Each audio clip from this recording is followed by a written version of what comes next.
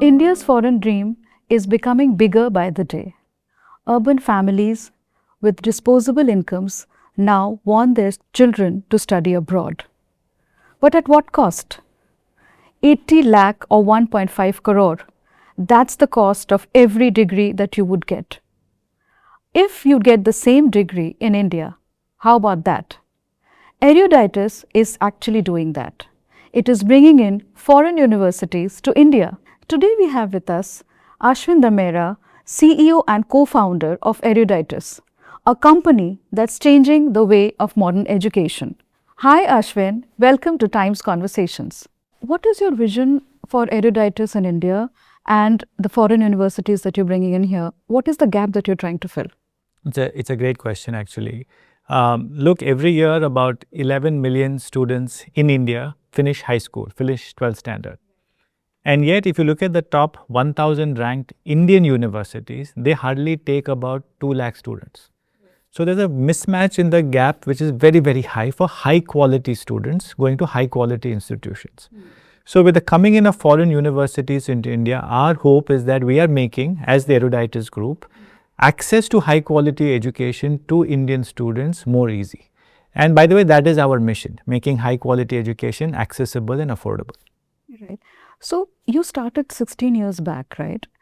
How did it take so much time for you to, arrive at this kind of a business model? In education, Pallavi, 16 years is a very small period of time. If you look at the great universities, for example, we talk about Oxford, Cambridge, Harvard, etc. They've been around for 400, 600 years. So 16 years is a small period of time. But when we started in 2010 in India, this is what we wanted to do. We wanted to work with foreign universities to bring their degree programs. Right. But at that time, the regulation didn't allow.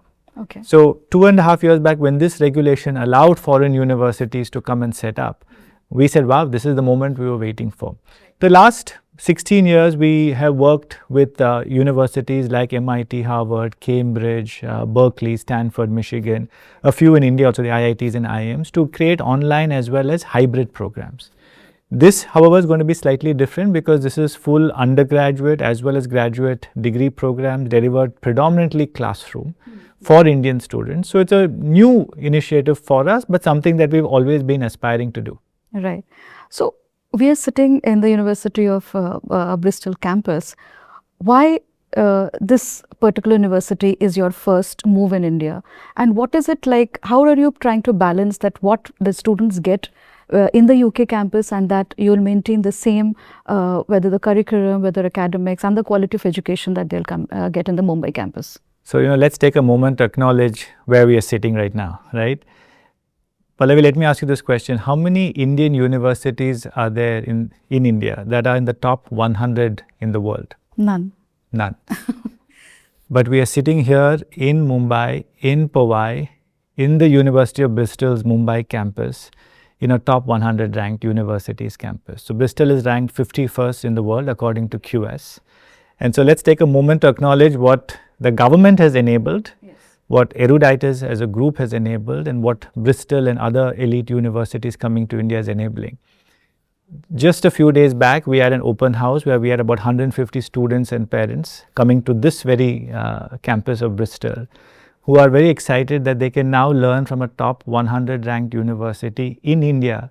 Unlike, for example, what I had to do. I had to pack my bags, go abroad. My co-founder Chaitanya, we had to do the same thing. In fact, every year, 1 million Indian students are studying abroad.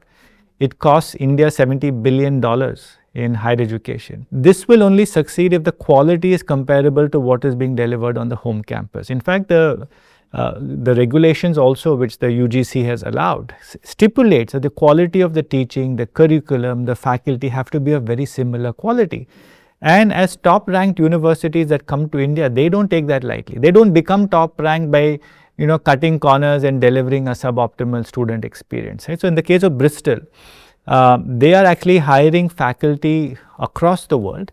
They are actually deputing many of the faculty from their home campus to come and teach. About 50 to 60% of the faculty teaching on this campus are going to be from outside of India. 30-40% will be from India. Curriculum is exactly the same. The entry criteria is exactly the same. The assessments is exactly the same. In fact, if I may go a step further, the academic calendar is also going to be aligned with what happens on home campus. Additionally, students from India, while they're paying an India fee, can go and do a semester at Bristol's campus. As you just said that, AR, VR and immersive, the course that you were talking about, that's very interesting because these days that's what the students and also the parents that are looking for, something different, not the typical engineering, not the typical courses that have been going on for years in India and abroad. So can you elaborate on such courses and the kind of, infrastructure that you are giving the students here to kind of, develop such courses? So in the case of the MA in immersive technologies, I, by the way, don't think such a course exists in India. In fact, we have an immersive lab at Bristol here. But the whole idea is to bring in cutting edge technologies in AR, VR, write code to develop applications around that and to create new forms of applications for that, right? Now, if you think about the way the University of Bristol or the other foreign universities teach, it's very hands-on and practical. It's not theoretical rote learning and it's not based on an exam at the end of it. It's based on projects. In fact, the learning spaces are also designed keeping that in mind, right? So, you have about 6 tables. Each table has about 5 to 6 students. They can work in projects. They have a screen. The faculty supervises these projects across 6 groups. They actually then compete or collaborate with each other, and through that comes learning, because that's kind of how it works in the real world. You collaborate with people, you work in small groups, etc.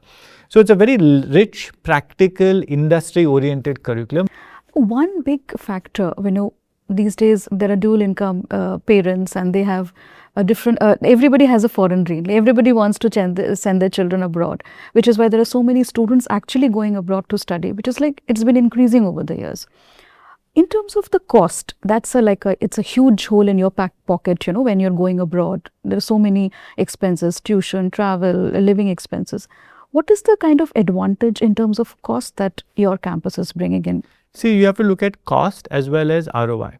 What happens if somebody goes to the UK to study? Typically, in the undergrad space, a UK degree is about, say, £25,000 a year. Now, with the rupee being where it is, that's about 33 lakhs a year.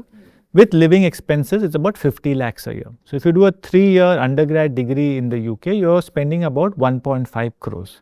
Today, half the people who are going to the UK are not getting jobs. They're coming back.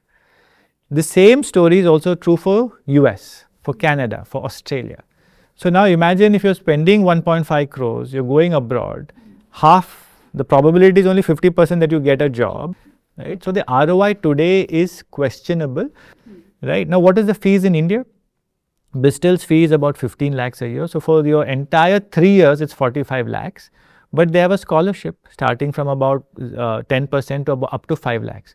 So if you are meritorious and you got a scholarship, you can finish your 3-year Bristol degree, tuition fee of 30 lakhs, maybe living expenses in India are far lower, maybe in 40-50 lakhs, which is 1 year of UK.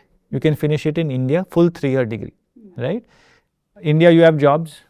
Last question, very often parents ask, but I don't get international experience. But like I said, you can go and spend a semester in Bristol. You can spend more also if you want, but then a semester is included in your India tuition fee. Oh, okay. Right? So you can spend 3 months, 4 months on the campus in Bristol, because again, remember, the curriculum is the same. Same, right. So if you're in your 2nd year, maybe your 3rd semester, you want to go to Bristol, study there, come back. That's part of your curriculum. That's allowed. And so you get that international flavor and experience at India cost, and you get a degree that's global, and you get it at a much better ROI than having to go study abroad. So what is the first advantage that Eruditus is bringing to India is the brand name of University of Bristol. Second is the ROI. What is the third biggest advantage that you're bringing in here for the students of India? See, I think there are 2 questions that every parent and student asks us. One is, what is the placements? What are the jobs I'm going to get? Second is, how international is this education going to be? International we spoke about, yes. But placements. Now, if you look at the world around us, if you look at India specifically, a lot of universities are there, but the students don't get jobs because they are teaching curriculum that is outdated. When you come to Bristol, I don't know if you're aware of this, but Bristol spent about £300 million building a AI supercomputer. It's the 11th fastest in the world. It's the fastest in any university setting, right? £250 million. And students in India have access to that supercomputer, right? So imagine taking large data sets and crunching it on that supercomputer and learning that as part of your data science curriculum, right?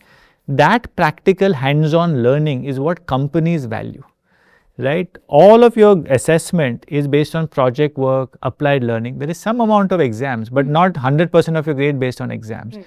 It's real world learning. The corporates are in your curriculum from day one.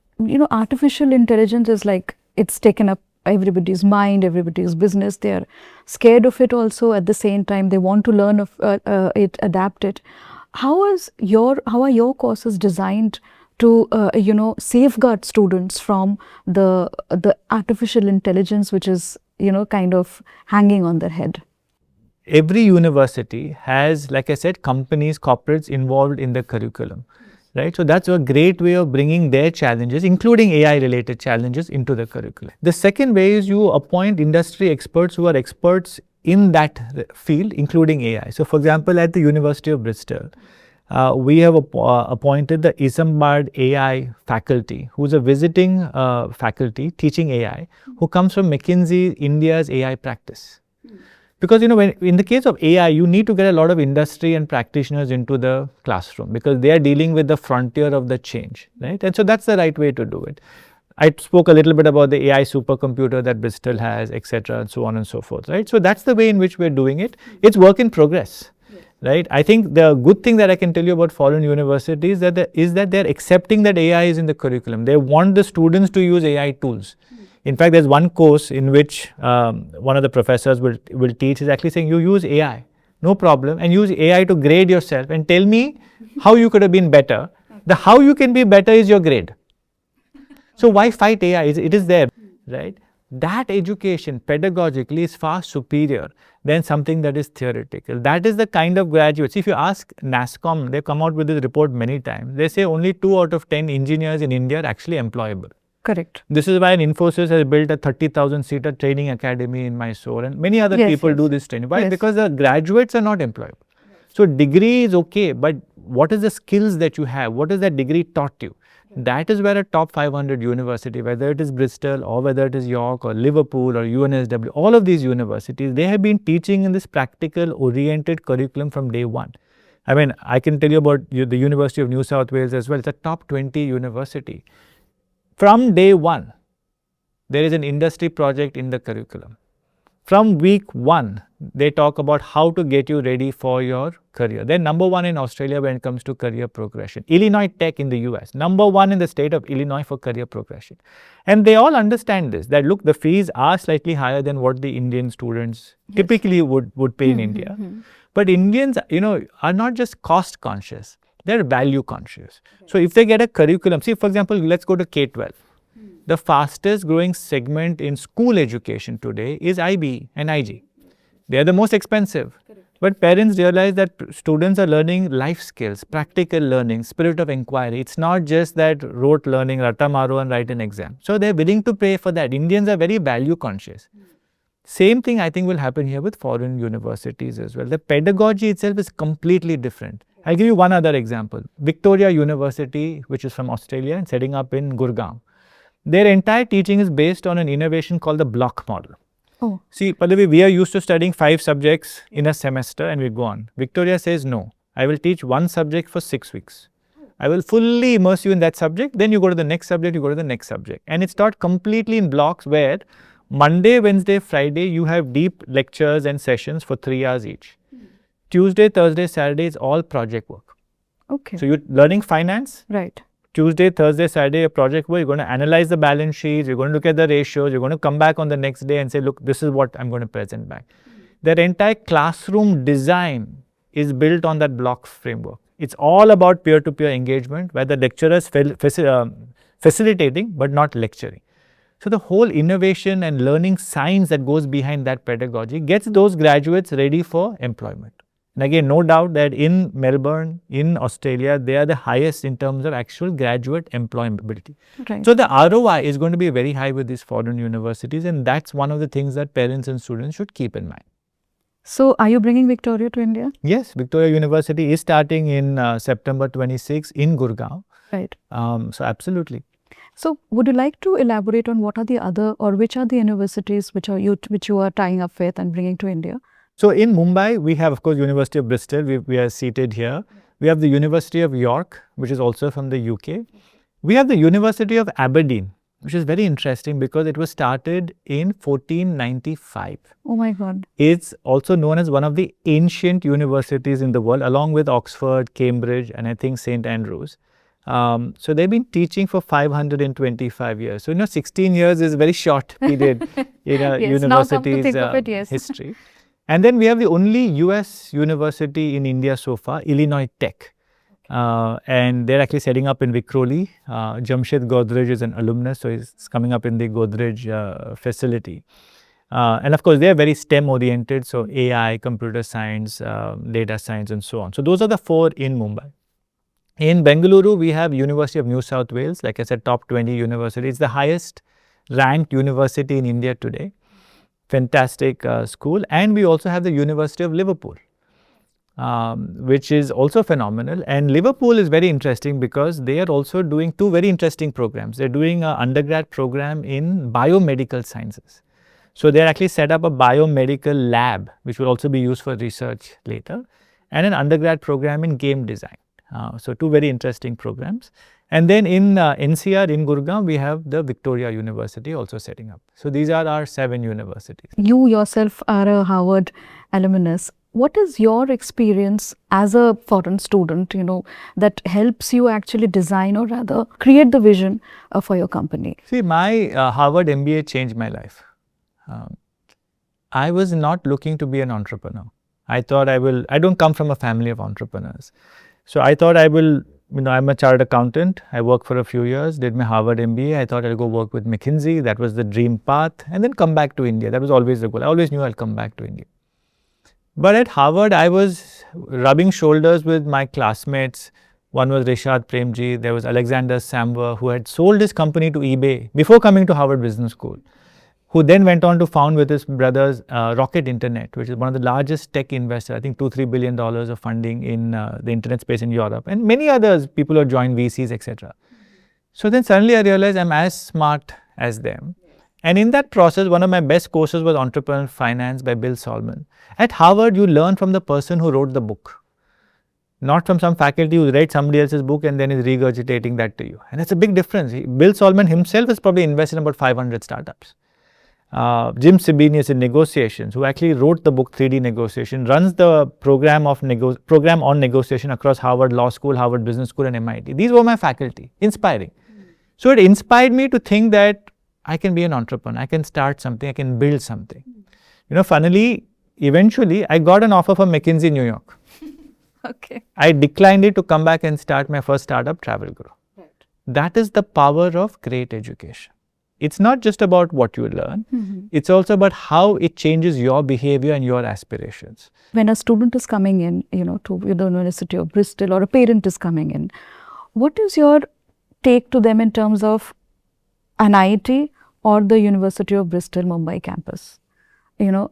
If they ask you that, what is the advantage that I'm getting here rather than an IIT, which is like, it's regarded as a creme de la creme and all of that, what would be your answer to them? No, so the answer is, it has to be very nuanced. It depends on what that student wants to learn. If, for example, they want to do something in immersive technologies or biomedical or the business of creative industries, IITs don't offer those courses, right? So then you choose the courses you want. Also, which IIT and which stream. If you want to go to IIT Bombay in computer science, you have to be in the top 200 in your G. But if you're going to IIT Bombay and doing, say, metallurgy or oceanography, is that your dream? If it is, please do it. IITs are great institutions. So it is not to say that you have to only study in a foreign university, but the answer will depend on the goals of that student, right? If you are somebody who wants a more diverse class, if you want some international experience, you see today, even if you're working in India, very often you're working with counterparts across the world. So if you want a little more of that exposure, etc., then a foreign university education perhaps may be better suited for you. But I will always say, when it comes to education, there is no one answer, right and wrong. It depends on the student's goals. Right. Thank you, Ashwin. Thank you so much to be part of this conversation, and we were delightful to have you here. Lot of wonderful insights, and I hope that your dream for Eruditus comes true. Thank you, Pallavi. I really enjoyed our conversation. Thank you so much.